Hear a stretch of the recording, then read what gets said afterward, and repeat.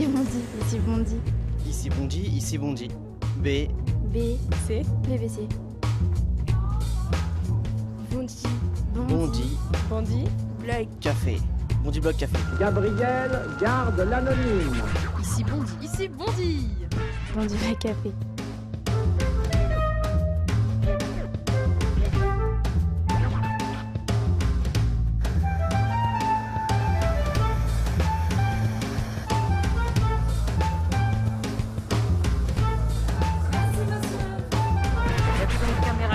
Bonjour messieurs. Bonjour.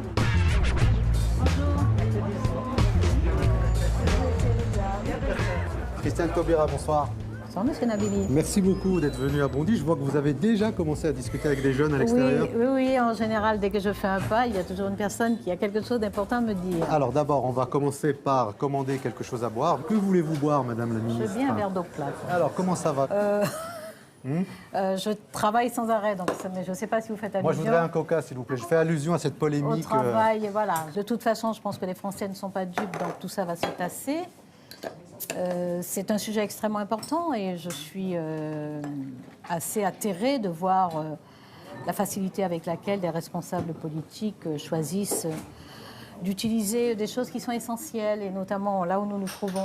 Je pense que les signes d'appartenance, les institutions, c'est vraiment notre bien commun. Et pour ça, tout cela est très, très précieux. Mais vous, est-ce que vous avez un problème avec la Marseillaise?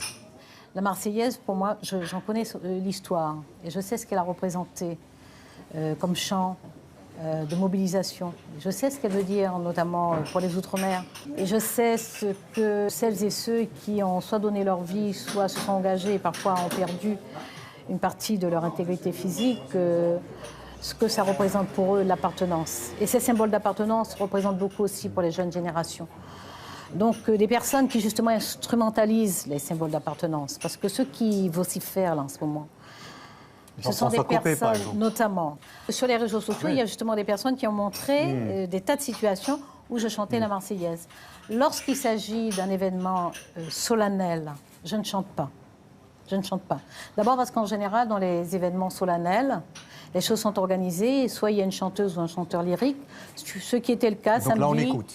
Je pense. Là, on écoute. On écoute avec recueillement, en pensant à ce que ça représente. Mais alors, on va aller plus loin, madame Taubira. Est-ce que c'est parce que vous êtes une ministre noire, que l'on vous reproche cette idée que vous ne souhaitez pas forcément la fredonner, ou en tous les cas un certain détachement par rapport à ce symbole de la République française? Je ne fredonne pas la Marseillaise. Ou bien je la chante, ce qui m'arrive très souvent.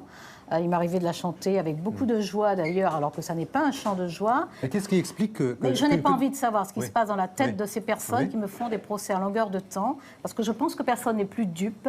Ça fait 2 ans que cela dure.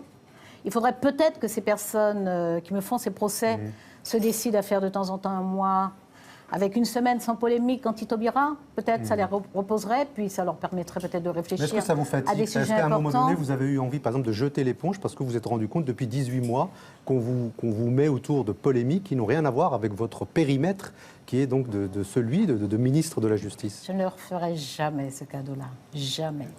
Jamais. Parce que ce qu'ils ne supportent pas, c'est que ce que je suis soit là où je suis. Et c'est une exclusion qu'ils envoient à la figure de millions de jeunes dans ce pays, de millions d'adultes dans ce pays. C'est une exclusion qu'ils prononcent d'autorité. Alors moi, je ne leur ferai jamais ce cadeau-là. Vous avez toujours été comme ça, depuis toute quoi, jeune, comme ça c'est-à-dire vous ne vous laissez pas faire, vous convoquez les grandes théories, les grands principes. Est-ce que vous avez dû... Les grands auteurs. Est-ce que dans votre vie, depuis quand? Depuis l'âge de 10 ans, 12 ans, 13 ans, 20 très ans? longtemps, je ne sais pas, il n'y a pas un point de départ. Il y a une éthique de vie, il y a une philosophie. Il y a une fêlure, non? Qu'est-ce qui fait qu'à un moment donné, on devient... on rentre dans la lutte? Psychanalyse, non, là non. Non, je ne sais pas, je ne m'interroge pas Ouais. parce que je ne suis pas tournée vers moi-même. Contrairement à ces gens qui font un nombrilisme extrêmement odieux, je ne suis pas tournée sur moi-même. J'ai choisi d'être engagée politiquement. L'engagement politique, c'est le dévouement aux autres. Est-ce que c'est le bon outil pour vous, la politique et l'engagement politique? J'y suis encore. Donc c'est un engagement qui a du sens pour moi. Vous voyez, vous avez dû observer que je ne cours pas les matinales. Je ne cours pas les studios, je ne cours pas les... Parce que peut-être vous couchez pas très tôt, je ne cours pas les plateaux, mais je pourrais. Ouais. Mais j'ai choisi de ne pas le faire, d'abord pour ne pas disperser ma parole, et puis parce que, franchement, je ne veux pas participer à ce jeu-là, à ces exercices-là. On peut faire de la politique sans... Oui, ben On peut le faire. la preuve. Je ne travaille pas une image. Par contre, je suis constamment sur le terrain. Je rencontre les gens, je leur parle, j'explique mon action. Alors regardez, on va justement, toutes ces actions, on va les décliner avec tous les sujets que vont traiter les jeunes au Bondy Blog avec vous. Donc je vous propose avant tout de regarder le sommaire réalisé par les jeunes qui ont donc préparé cette émission avant de vous recevoir.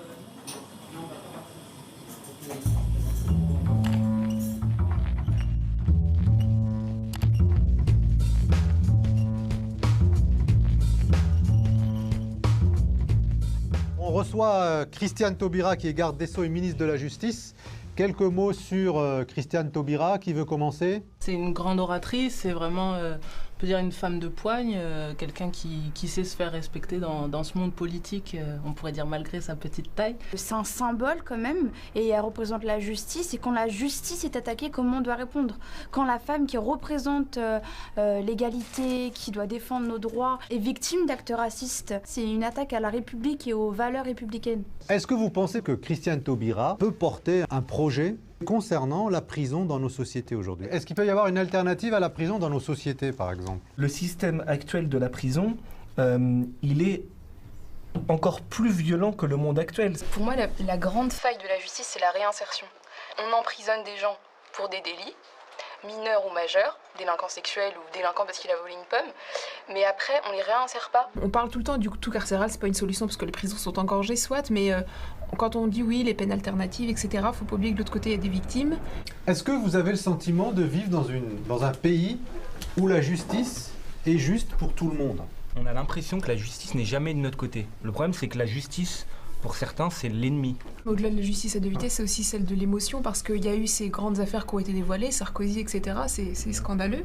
Et on a eu l'histoire du chat balancé contre un mur. Est-ce qu'il y a eu autant de pétitions, autant de réactions d'indignation à ça qu'à toutes ces grandes affaires où on utilise l'argent du contribuable, ou ceci ou cela? Le problème en France, c'est qu'il y a des présumés coupables et des présumés innocents. Et moi, je trouve très grave que, en fonction de ta couleur de peau, ton nom de famille ou tes origines sociales, on prédétermine que tu vas être du côté des coupables ou du côté des innocents. Et le problème aussi de la justice dans les quartiers, c'est qu'ici, on ne connaît pas la justice. La plupart des gens ici, quand ils ont un problème avec la justice, ils vont prendre l'avocat qui est tout en bas du rayon, l'avocat commis d'office, celui qui est le moins cher.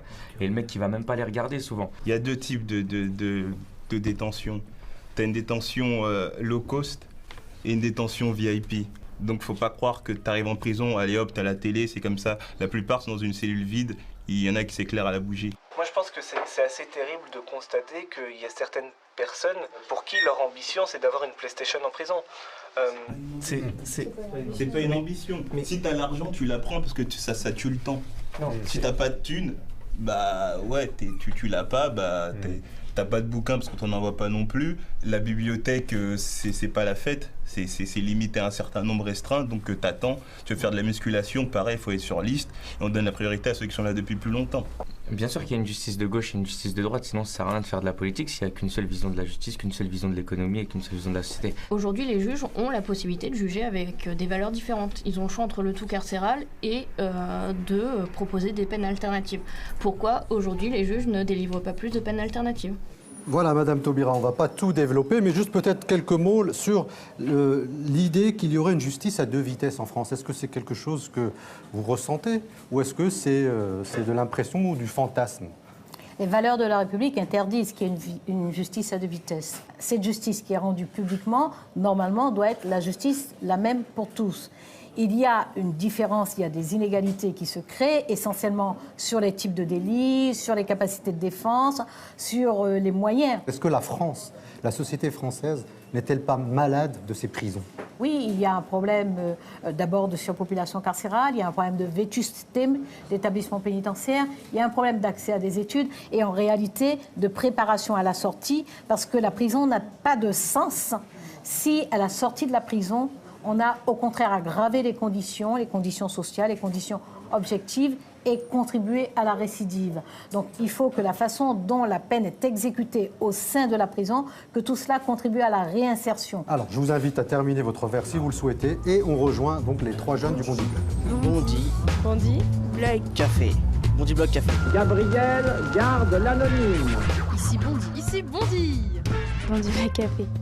Christiane Taubira est notre invitée, Madame la Ministre. Merci beaucoup d'être venue. Je rappelle, vous êtes garde des Sceaux et ministre de la Justice. Pour vous interroger, nous avons donc 3 jeunes du Bondy Blog en face de vous.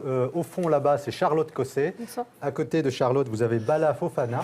Et juste à côté de moi, Latifa Oulkouir, qui est donc la 3e blogueuse qui va vous poser un certain nombre de questions. Mais avant d'ouvrir les hostilités, si j'ose dire, même si face à vous, on devrait plutôt se tenir à carreau, je voudrais d'abord vous présenter le portrait d'Anne-Cécile de Mulsan, qui a donc été voir Gérard Leclerc, le président de LCP, et Yves Tréhard, le directeur adjoint du Figaro.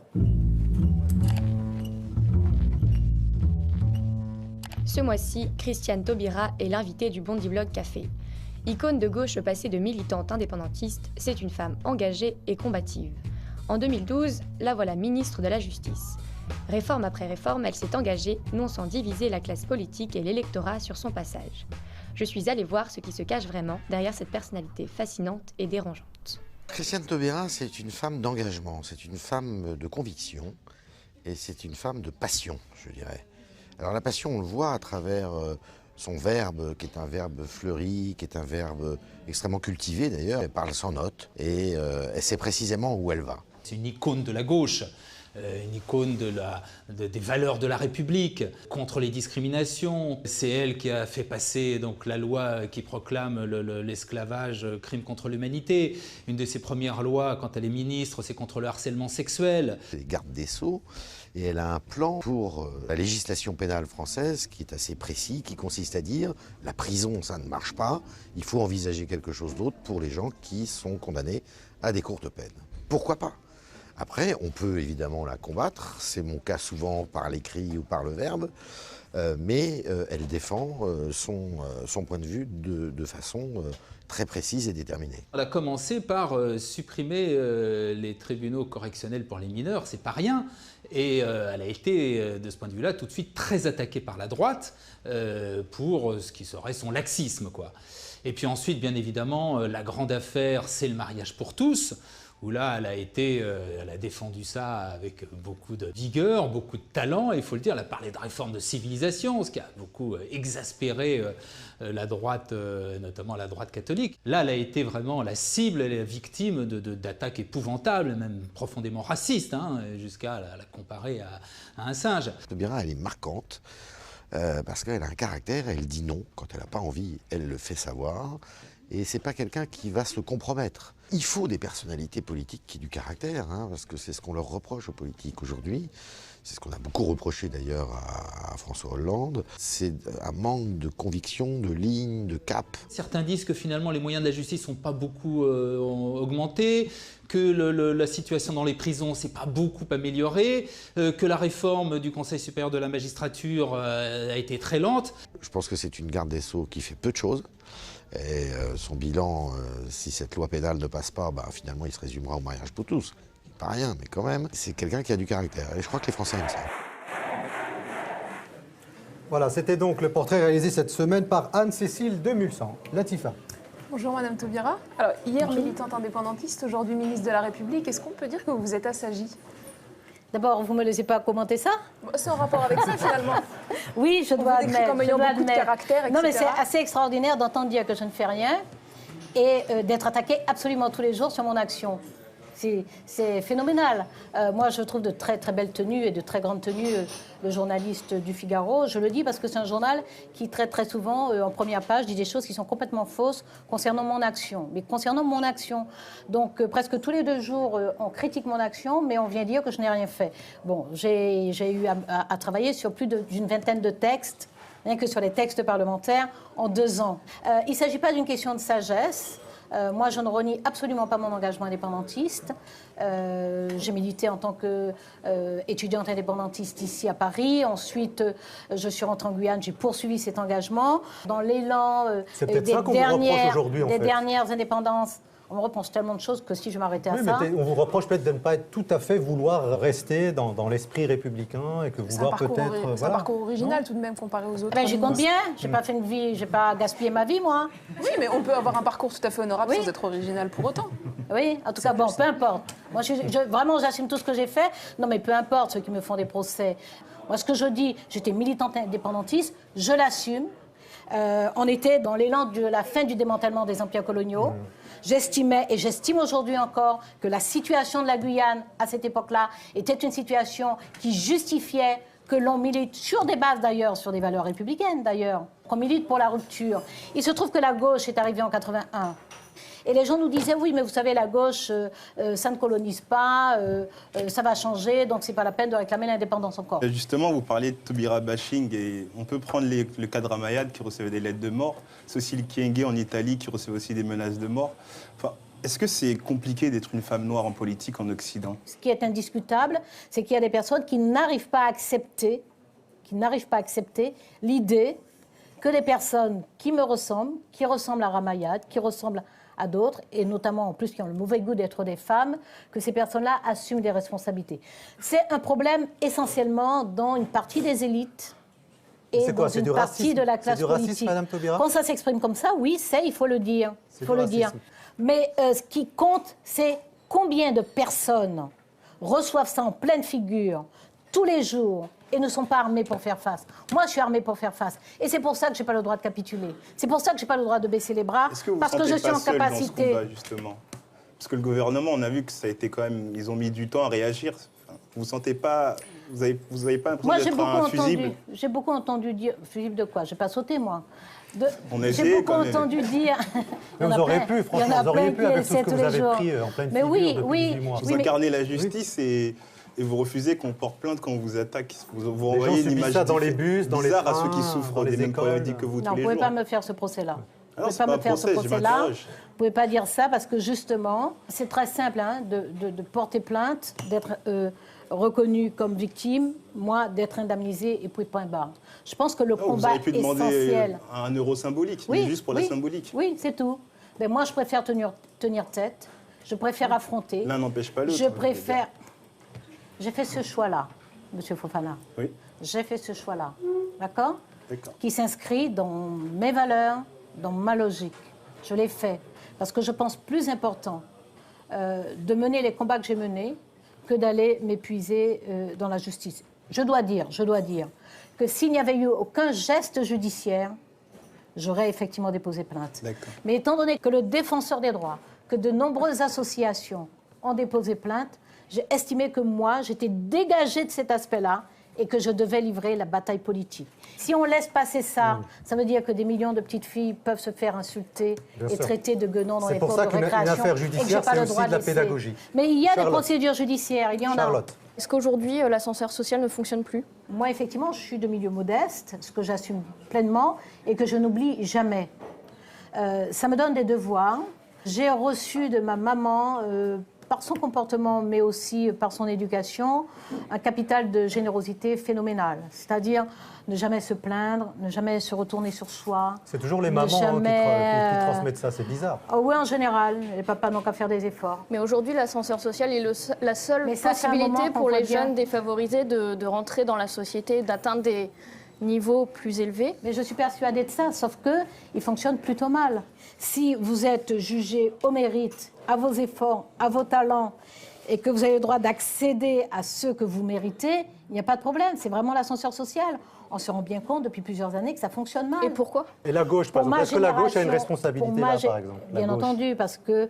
Est-ce qu'il n'y a pas eu des renoncements de la part du Parti socialiste sur ces questions-là, qui ont été des questions très importantes au début des années 80? Sans aucun doute. Mais il y en a qui n'acceptent pas que dans leur chasse gardée, des personnes arrivent qui, femmes, couleurs, viennent d'ailleurs, même si cet ailleurs est français, en plus a des convictions, ne baisse pas la tête. Et tout ça s'appelle Christiane Taubira. C'est insupportable, c'est juste insupportable. Christiane Taubira, mais moi, je le dis à haute voix, il faut rester ce qu'on est, il faut assumer ce qu'on est, il faut se battre. Et lorsque je vous dis avec aisance, oui, la gauche a sa part de responsabilité, je le dis parce que le souci, c'est pas de faire du corporatisme. Le souci, c'est pas de protéger son propre camp. Le souci, c'est de dire, est-ce que moi, je suis pleinement d'accord avec l'état du monde dans lequel je vis. Il se trouve que non. Christiane Taubira, je suis obligé de vous interrompre. Je vous propose d'abord l'édito de Mehdi et de Badrou concernant votre action, mais plus largement sur la politique actuellement en France. Et puis après, on vous redonnera la parole. Mais par contre, là, on va laisser peut-être les blogueurs vous poser davantage de questions.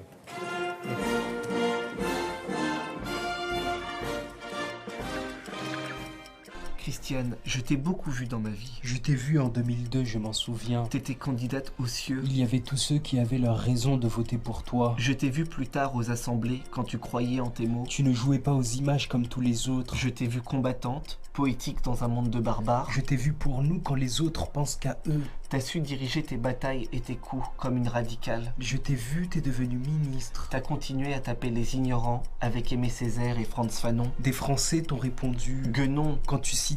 Éloge d'une soupçonnée. T'es devenu ministre. Je ne comprends pas comment notre pays tient encore le record des prisons surpeuplées. Je ne comprends pas pourquoi les Balkany, Tapi et Guérini traînent toujours en toute impunité. Et pourquoi les contrôles d'identité ciblés avec des shérifs plutôt que des policiers d'État? Christiane, ce monde-là n'est pas le tien. Tu n'as rien à voir avec les féroces et les animaux. Tu n'as rien à voir avec Manuel Valls, Jean-François Copé et tous les autres. Tu n'as rien à voir ni avec le changement, ni avec le retournement. Tu n'es ni la honte, ni les mensonges. Fuis-les. Va-t'en. Écris et rêve. Voilà, c'était donc l'édito de Mehdi Meklat et Badroudine Saïd Abdallah. Charlotte pose la première question. Madame Taubira, la première question qu'on a envie de vous demander, c'est comment vont vos relations avec Monsieur Valls? D'une garde des Sceaux au Premier ministre. C'est-à-dire? C'est très froid, visiblement. Soyez plus explicite. Ah non, c'est pas froid.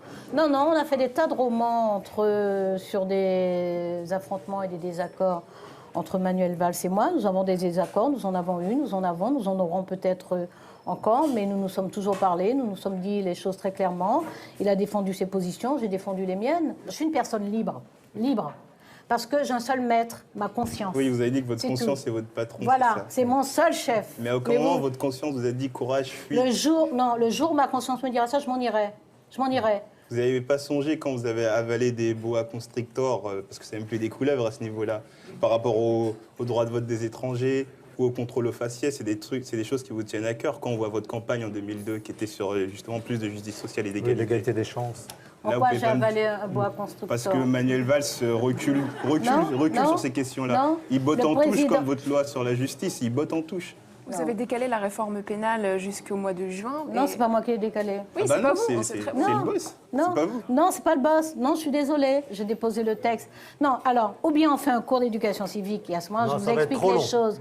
Mais oui. Non, mais pourquoi la réforme? Pourquoi vous attendez juin? Non, parce que vous affirmez des choses qui ne sont pas fondées. Par exemple, il y a un temps gouvernemental. Le temps gouvernemental est arrivé jusqu'en octobre. Là, je ne dis pas que le mariage pour tous n'était pas une urgence, mais je pensais que c'est deux réformes que vous étiez capable de mener de front finalement. On l'a attendu longtemps quand même, on entend parler depuis longtemps et elle peine à venir. Quand on non, sait elle ne peine pas à venir, il y a un calendrier, alors ça prend du temps. Vous n'êtes pas prioritaire dans le calendrier en fait. Si je vous dis que j'ai défendu une vingtaine de textes en 24 mois, ça veut dire que le ministère de la Justice est justement le ministère qui porte le plus de textes. Et pourquoi avoir reculé sur la réforme majeure en fait? Mais je vous répète qu'il n'y a pas eu de recul. Il n'y a pas eu d'avancée non plus. Finalement, on a un peu le sentiment que vous vous trahissez politiquement. Qu'est-ce que vous faites encore dans ce gouvernement? C'est très violent ce que vous dites là. Ben, on a le sentiment que vous représentez une frange gauche. J'ai trahi quoi? Moi, je ne dois rien à personne et je ne suis pas dans ce gouvernement, ni pour mon prestige personnel, ni dans un plan de carrière, ni avec une ambition personnelle. D'accord? Vous devez rien à personne, mais les Français en attendent de vous, en fait. C'est bien pour ça que je tiens. Alors, je trouve extrêmement violent de m'envoyer à la figure que j'ai trahi sans me préciser ce que j'ai trahi. Ah non, sans me préciser ce que j'ai trahi. D'accord? Je peux aussi vous retourner les choses. Vous faites quoi dans ce pays pour participer au rapport de force? On vous entend quoi et comment? On discute, on est en face de vous, justement. Ah, ben oui, on va parler non, mais c'est pas... Si vous voulez nous donner votre place au ministère, il n'y a pas de souci. Si j'estime que c'est compliqué de gérer une émission comme ça. C'est un choix responsable, vous auriez dû le savoir. Vous n'êtes pas le genre à partir sur des échecs. Ben justement, vous n'êtes pas le genre à partir sur des échecs. Alors je me bats. Et je vous dis, cette réforme pénale, oui, je l'ai entreprise depuis le début puisque j'ai mis en place une conférence de consensus. Ce qui est exceptionnel. J'ai organisé pendant 5 mois des rencontres et un travail entre des personnes qui ont une vision différente, des parcours différents, des sensibilités politiques et partisanes différentes. Parce que j'estime que sur des réformes aussi importantes, il faut arriver à mobiliser la société. Peut-être ce que dit Charlotte, Comment vous réussissez à vous intégrer, vous qui êtes de la frange plutôt à gauche dans ce gouvernement, comment vous réussissez à vous intégrer dans cette politique justement? Comment vous réussissez à Est-ce que vous êtes sur la même ligne, par exemple, est-ce que sur la politique carcérale, vous êtes sur la même ligne, par exemple, que le Premier ministre Manuel Valls? Attendez, tout ce que je dis, ce que je pense de la politique carcérale, je l'ai dit, je l'ai écrit. Et c'est ce qui compte, je suis ministre de la Justice. Mais je suis ministre de la Justice, non pas dans ma petite entreprise personnelle, je suis ministre de la Justice dans un gouvernement qui met en œuvre les engagements du président de la République. Sur des choses concrètes, du coup, Mme Taubira, là-dessus, par exemple, sur l'accès, par exemple, au dossier pour le garde à vue, dès le début de la garde à vue, vous y êtes plutôt favorable ou pas? Je suis tellement favorable que j'ai mis en place un groupe... Oui, mais M. Cazeneuve, ministre de l'Intérieur, il est opposé, par exemple. Oui, alors? Bah, vous êtes dans le même gouvernement. Oui, alors? Et il y a un voilà, problème. Il se passe Qu'est-ce qu'on fait à ce difficulté. moment-là? Quel est le problème? Enfin, Comment vous gérez ça quand l'amendement est rejeté? Comment vous gérez L'amendement n'est pas rejeté. De M. Coronado? Moi-même, oui, c'est moi-même qui ai dit. Parce que j'ai mis en place depuis février... Parce que vous allez discuter avec le ministre de l'Intérieur? Est-ce qu'on peut laisser l'écume tranquille, hein? Est-ce qu'on peut évacuer l'écume? Je vous parle juste de fond, là, sur finalement... Oui, mais j'arrive pas à finir sur le fond. Je vous laisse terminer. Sur le fond, je vous ai dit qu'en février, j'ai mis en place un groupe de travail présidé par un procureur général, avec à ses côtés un avocat, un haut fonctionnaire de police, un procureur de la République et un magistrat du siège. Et je leur ai demandé de travailler à la réforme de notre procédure pénale, justement pour introduire du contradictoire. Donc, avant même la transposition de la directive européenne... Alors, si vous permettez, Christiane Taubira... Moi, c'est par respect pour vous que je relève des choses. S'il vous plaît. Sinon, on fait une conversation qui n'a plus aucun sens et puis il n'y a pas de problème. Non, mais elle a du sens, vous verrez, tout ce débat. Il m'interroge sur les moyens, je commence sur les politiques publiques, il m'interrompt. Après, vous allez me dire, je n'ai pas développé les politiques publiques. Hein? Bon, vous êtes témoin, là, hein? Bon, alors, je vous propose, Christiane Taubira, donc une petite pastille des jeunes du Bondi Blog qui ont réagi sur les 2 premières années du quinquennat de François Hollande. Et puis après, on continuera ce débat. Je pense qu'il y a quand même des choses qui ont été mises en place, mais c'est vrai que quand on fait une campagne en disant le changement c'est maintenant, on attendait quand même un changement de société radical et à part peut-être le mariage pour tous, il n'y a pas eu de vrai chamboulement. Je trouve que plus que les autres, plus que Nicolas Sarkozy, pour le coup c'est flagrant, il a désolidarisé les gens de la politique et je trouve ça assez fort. Le problème de Hollande, en fait, c'est qu'il est beaucoup trop politique. Avant la campagne, c'est le droit de vote des étrangers, j'y crois. Après, il se rend compte qu'électoralement, c'est pas top, on oublie. Pareil sur la finance, j'y crois, c'est mon ennemi. Pareil, une fois elle est élue, on oublie. Et c'est comme ça sur plein de sujets. Le changement, il était basé par rapport à Sarkozy. C'était pas par rapport à une politique. À chaque année, on entend l'inversion de la courbe du chômage ou des prévisions de croissance qui ne viennent pas. Et aujourd'hui, on se demande si François Hollande, c'est pas un peu un farceur ou un comique qui donne des prévisions juste pour être optimiste et de redonner un peu de confiance aux gens. Voilà, Latifa. Est-ce que, comme la plupart des Français, même en tant que ministre, vu que peut-être que la conscience est votre seul chef, vous avez pu être déçu par l'action menée par le gouvernement? J'ai eu des impatiences. Aujourd'hui encore, j'ai des impatiences. Par exemple, quand vous dites oui, ça a pris du temps. Oui, moi aussi, je constate le temps. Sauf que moi, je ne vois pas de temps mort.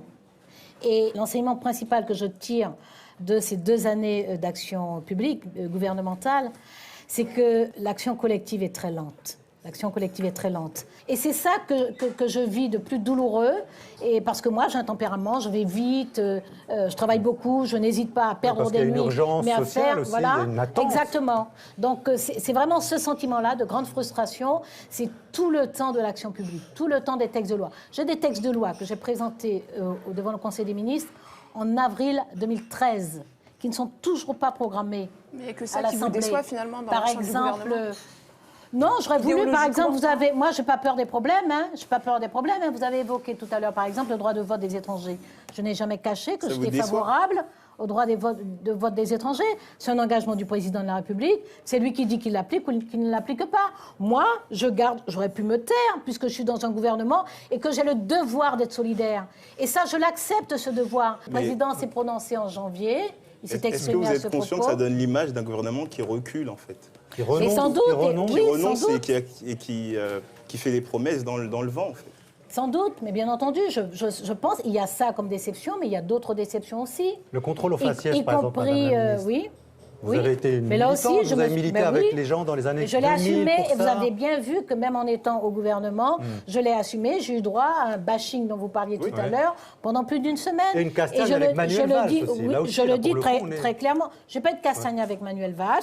Il y a eu, je me suis exprimée publiquement. Évidemment, lui, il est le ministre en charge. C'est normal. Moi, si un autre ministre, même si je l'aime beaucoup, si un autre ministre exprime sur la justice quelque chose que je désapprouve, évidemment, je vais l'appeler. Mais pourquoi François Hollande ne prend pas de décision du coup Ben, pour vous l'un ou pour invitez l'autre? François Hollande. Ah, mais on aimerait Mais beaucoup. il on aimerait a... beaucoup. Non, mais la question n'est pas de prendre décision. Le président de la République, c'est quand même Puisque lui. c'est un engagement aussi de sa part. Oui, mais justement, c'est lui qui est en engagement avec les Français. Donc c'est lui qui répond vis-à-vis des Français de l'exécution de ses engagements. Donc il n'a pas à venir arbitrer entre deux ministres. Il dit, voilà, on engage ça, on le fait pas. Voilà, d'accord? C'est comme ça.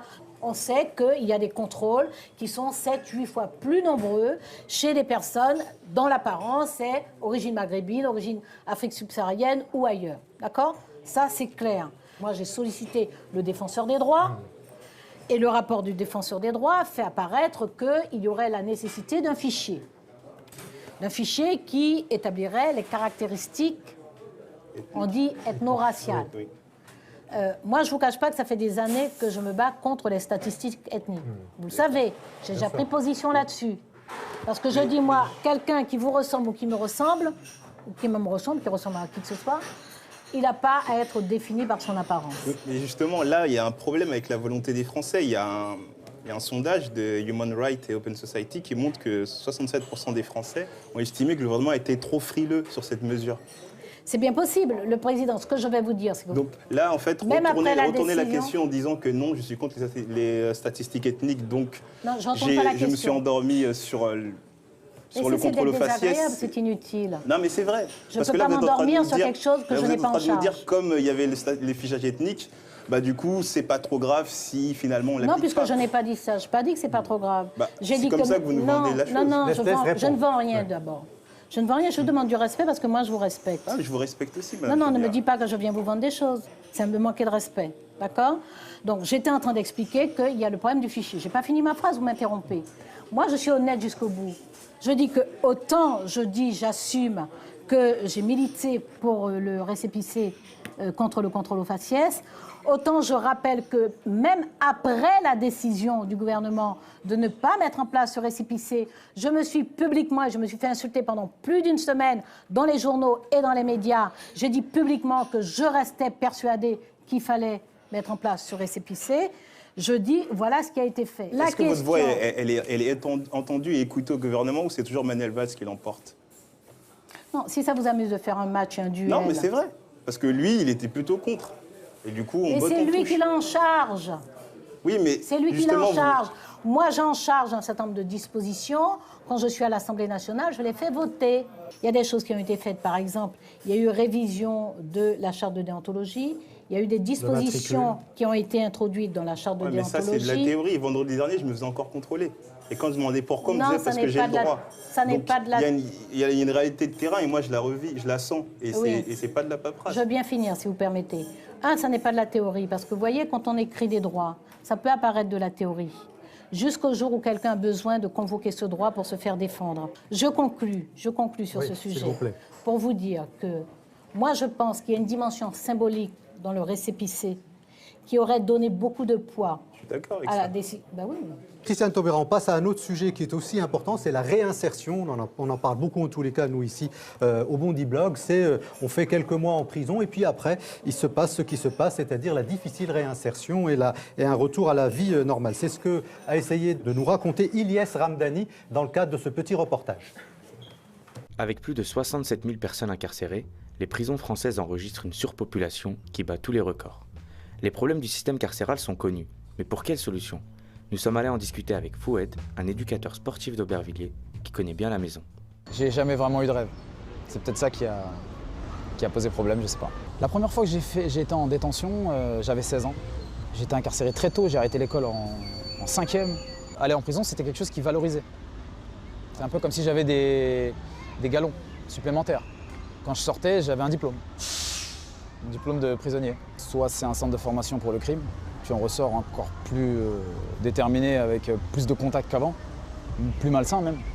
soit c'est un électrochoc radical. J'ai pas eu de chance, moi, me concernant, ça a été plutôt un centre de formation. Les courtes peines, le vrai problème, c'est que l'incarcération les a désocialisés un peu plus. Et avec le court temps d'emprisonnement, il y a peu de choses qui arrivent à se mettre en place. Donc on est là dans ce qu'on appelle des sorties sèches, c'est-à-dire des sorties pas préparées. Ce qu'on constate, et c'est des données chiffrées, c'est que les taux de récidive sont plus importants quand il y a une peine d'emprisonnement plutôt qu'une peine alternative. Donc oui, la prison accroît la récidive. Alors la prison, école du crime ? Entre réinsertion et récidive, Christiane Taubira est face à un défi majeur. Sa réforme pénale vise à trouver une alternative à la prison pour les courtes peines. En enchaînant les séjours en cellule, Foued s'est retrouvé à jouer dans la cour des grands. J'ai fait plusieurs allers-retours en maison d'arrêt. Et c'est vraiment à la dernière incarcération que j'ai pris conscience. J'ai été condamné à 5 ans d'emprisonnement pour des braquages de banque en fait.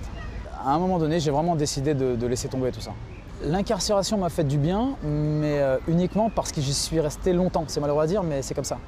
J'ai décidé de me réinsérer, j'ai refait le parcours classique. C'est un chemin qui est très long, très long, très compliqué. T'as le regard des autres, au départ t'es quelqu'un, parce que moi je savais faire qu'une seule chose, c'est des bêtises. Donc j'étais quelqu'un.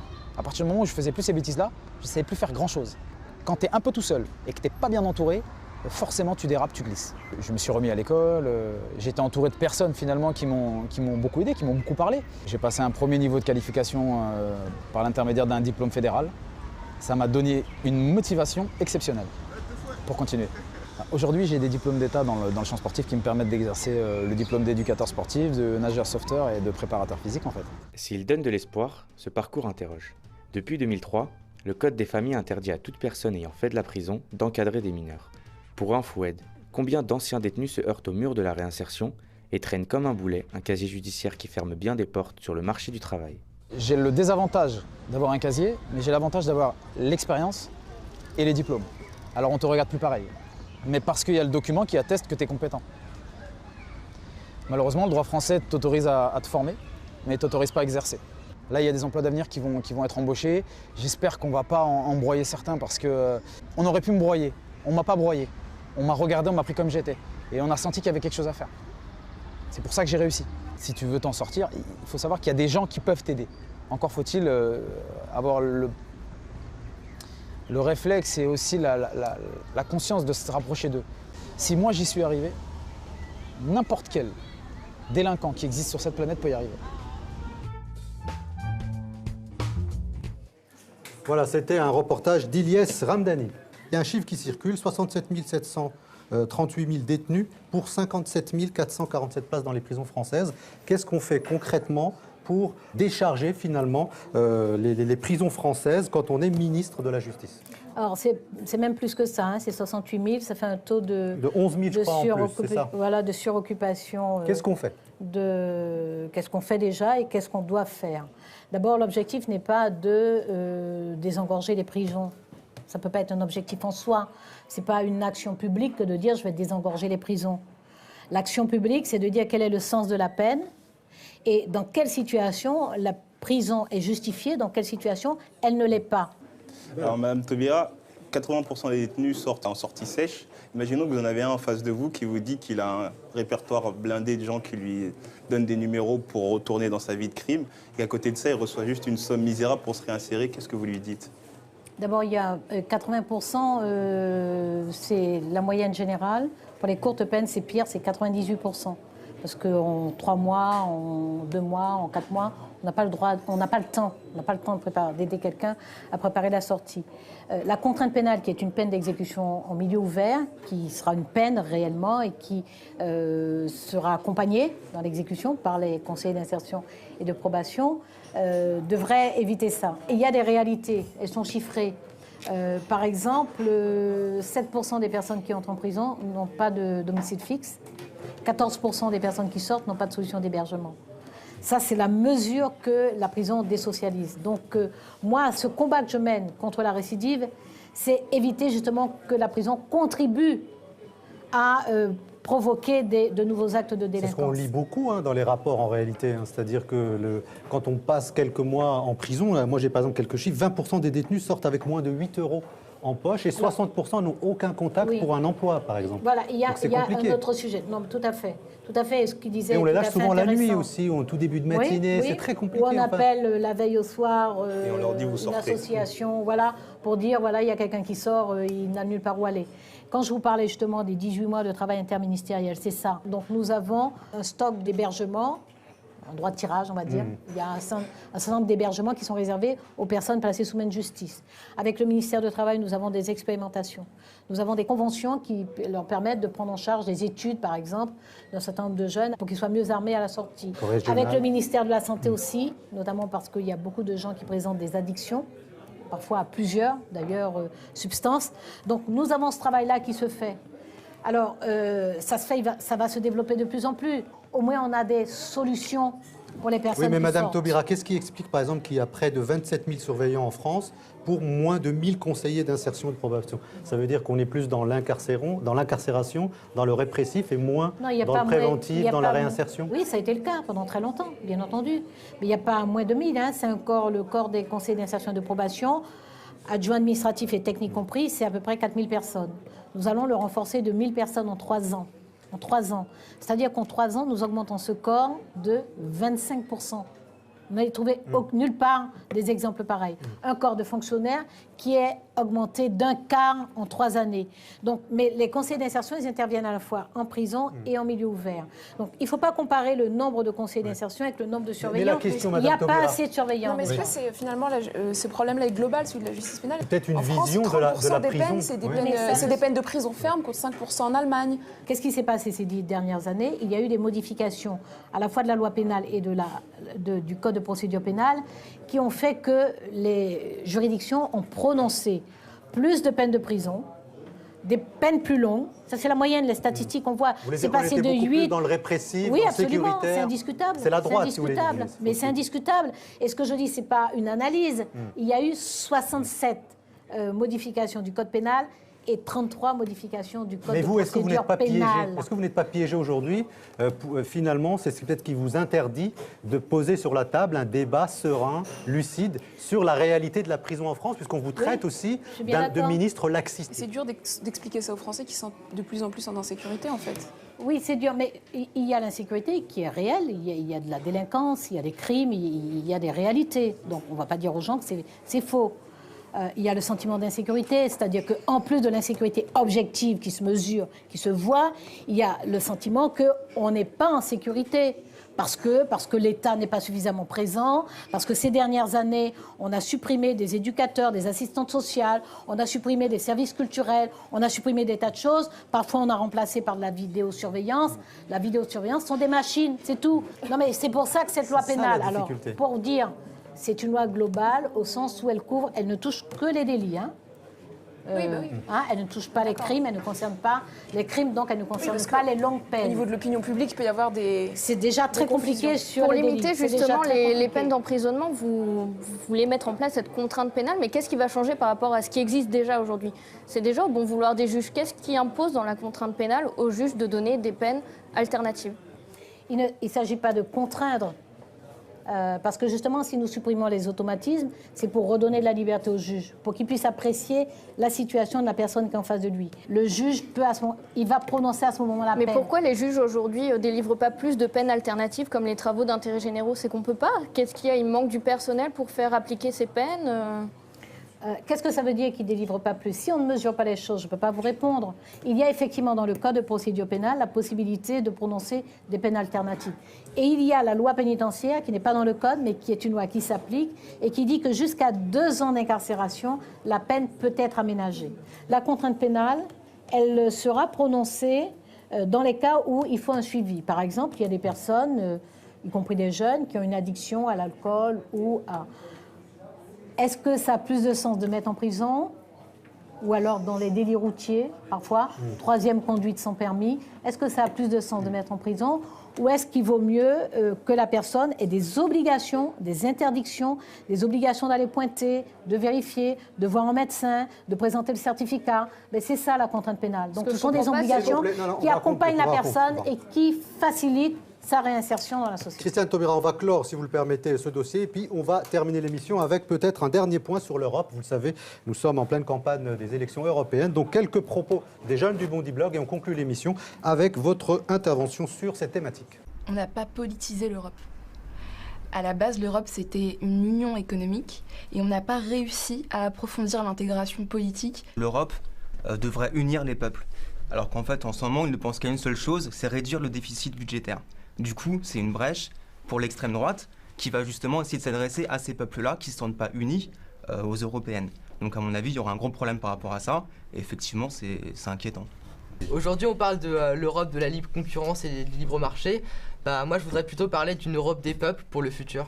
Est-ce que la France va rester souveraine dans une organisation supranationale ou est-ce qu'elle sera noyée dans l'Europe ? On se pose toujours la question aujourd'hui, c'est ça qui pose le problème. Ça sert aussi d'argument pour les anti-européens. On se dit, on va se faire noyer alors qu'on ne sait pas où on va en fait. C'est ça le problème, on ne sait pas où on va avec l'Europe. Charlotte. François Hollande a demandé ces derniers jours au ministre d'être sur le terrain, de parler Europe avec les Français. Ça fait partie de votre programme. Qu'est-ce que vous faites concrètement sur le terrain ? Oui, je me suis déjà déplacée. Oui, je participe à plusieurs meetings déjà. Et je vais continuer, bien entendu. J'ai des engagements européens qui sont vieux.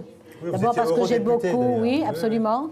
Et j'ai beaucoup enseigné l'histoire de l'Europe. Il y a des choses, il faut que vous compreniez bien que ça vous appartient, que vous ne devez pas vous en laisser dépouiller.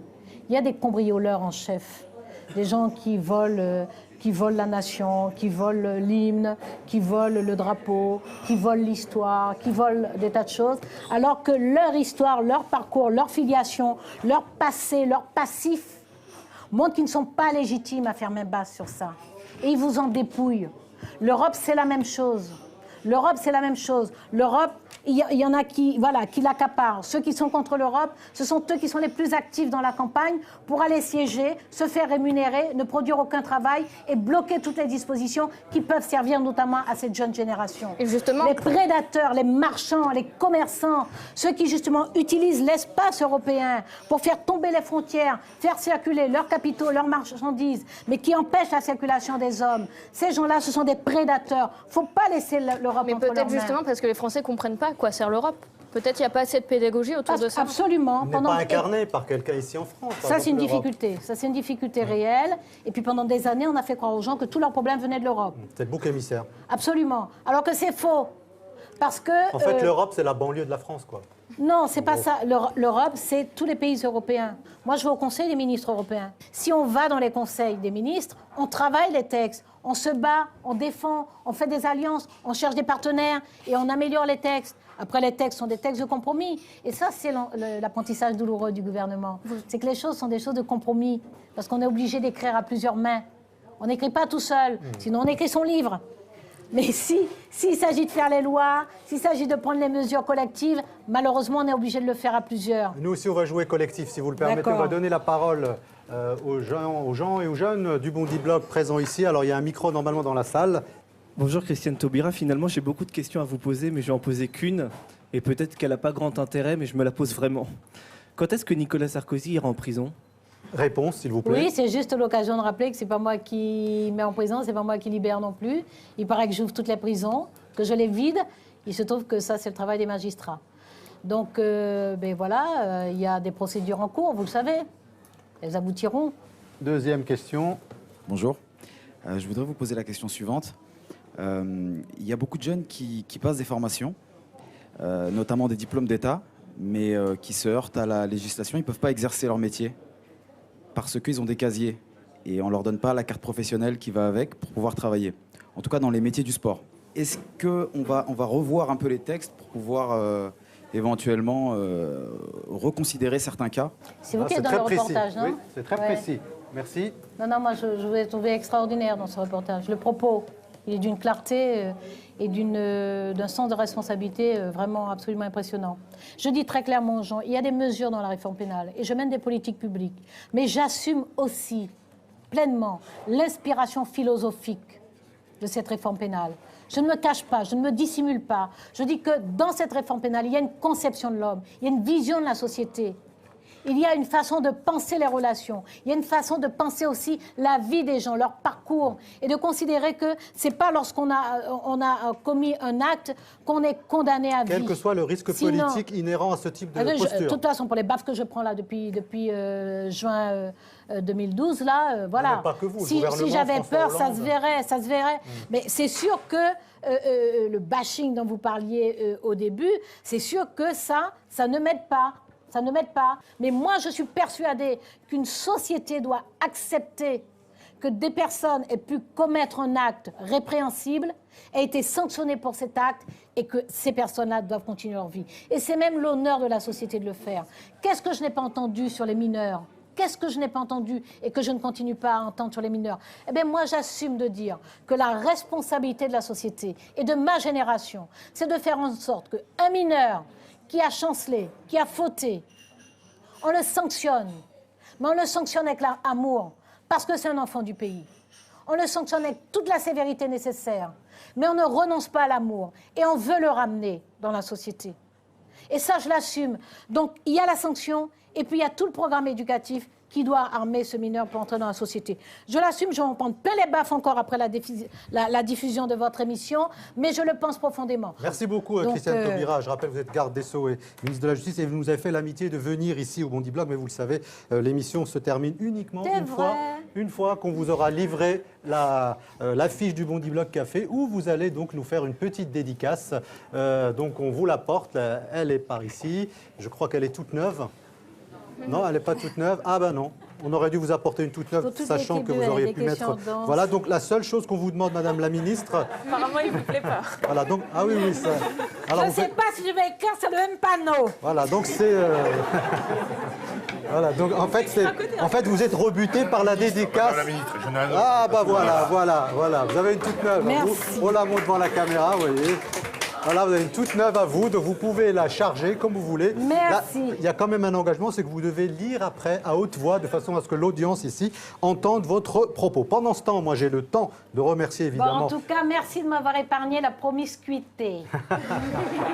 Alors, je rappelle la promiscuité avec Jean-François Copé, avec NKM... Non, il n'y a que ça. Non, il n'y a que ça. C'est vraiment Jean-François Copé. Ouais. Très bien. Alors... merci à Charlotte. Sur une île déserte que de partager. Bon. Il y a vraiment de la haine entre vous, alors, si j'ai bien compris. Non. Il n'y a pas de haine. C'est pas de la haine. Non, il y a zéro sentiment. Il y a zéro sentiment. Il n'est pas dans mon univers. Il n'est juste pas dans mon univers. C'est dommage qu'on l'ait déjà eu, parce qu'on aurait pu lui poser cette question. Il fait du bruit. Mais il y a des gens qui s'aiment tellement qu'ils aiment tout leur bruit. C'est peut-être le prochain président de la République aussi. Pauvre République. Donc merci beaucoup Charlotte, Bala et Latifa d'avoir préparé cette émission. Merci évidemment à tous les jeunes du Bondi Blog d'avoir contribué à la réalisation de ce magazine. Pour suivre évidemment toute l'actualité du Bondi Blog, vous pouvez aller sur le bondiblog.fr et notamment pour revoir les archives du Bondi Blog Café avec la présence de Jean-François Copé il y a encore quelques semaines ici même.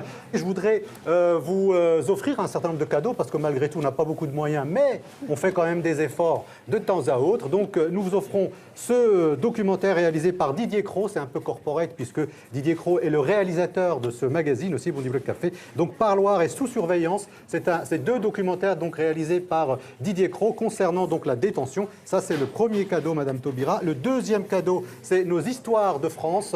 On sait à quel point vous êtes attachés à la question de la mémoire et de l'histoire de l'immigration en France. C'est un recueil qui a été fait par l'ACSE, l'Agence pour la cohésion sociale et l'égalité. Vous avez là une dizaine de DVD, notamment avec un film indigène que vous apprécierez certainement. Et que j'ai déjà vu. Et puis peut-être le cadeau le plus lourd, c'est celui-là. Alors je ne sais pas si vous êtes venu en voiture, en métro. En tous les cas, ce gros bouquin, La France arabo-orientale. Vous avez des belles photos. En tous les cas, ce cadeau est pour vous. Et on vous écoute, Madame la garde des Sceaux. J'ai écrit à ces excellents professionnels, j'ai mis des guillemets à professionnels, du Bondi Blog, exigeant, impertinent. Impertinent, c'est pas insolent, hein, c'est impertinent, hein, et qui constitue la promesse de notre avenir. Merci à vous. Merci beaucoup, Christiane Taubira. Merci à vous. Merci beaucoup d'être venu. C'était une émission rugueuse, hein. C'est vraiment, on nous avait prévenu. On nous avait prévenu que vous parliez sans notes et sans stylo. On l'a en tous les cas vérifié, on l'a mis à l'épreuve. Merci à Zadig Productions et à Jamart d'avoir réalisé ce magazine. On se retrouve le mois prochain sur LCP France O. Merci pour ces cadeaux.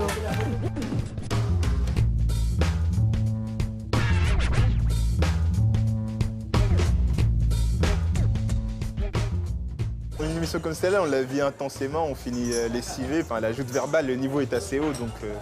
On sent plus de passion que chez un autre homme ou une autre femme politique. Et ça fait plaisir. Comment je me sens, c'est déjà privilégié. Il y a peu de journalistes qui peuvent se vanter de l'avoir eu pendant 1 heure en face d'eux. Je pense que face à Madame Taubira, au départ, on est un peu impressionné. Et c'est agréable en même temps parce que c'est un challenge, ça donne envie d'être à la hauteur. Ouais, elle a elle-même concédé à la fin de l'émission qu'on avait été un peu dur avec elle. Donc visiblement, on a quand même touché un peu Son assurance. Son assurance, ouais. Ouais, c'est presque agréable de l'avoir s'emballer parce que ça veut dire d'un côté qu'on a juste touché là où il fallait.